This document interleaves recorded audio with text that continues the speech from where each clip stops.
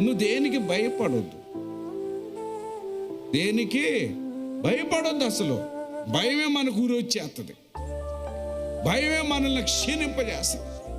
అది ఆరోగ్యం కానీ, అనారోగ్యం కానీ, ఉద్యోగం కానీ, వ్యాపారం కానీ, డబ్బు కానీ, ధనం కానీ, పిల్లలు కానీ, తల్లిదండ్రులు కానీ, వ్యాధులు కానీ, అప్పులు కానీ, తిప్పలు కానీ, ఏదైనా సరే నువ్వు భయపడవు. ధైర్యంగా నిలబడాలి, నువ్వు ధైర్యంగా నువ్వు నిలబడాలి. ఎందుకు గొలియాతులను నీ ముందు ఉంచింది? దేని కొరకు మన ముందు గొలియాతులను ఉంచుతున్నాడు? అయ్యా, దావీదును హెచ్చించటానికి గొలియాతుల్ని మన ముందు నిలబెడుతున్నాడు.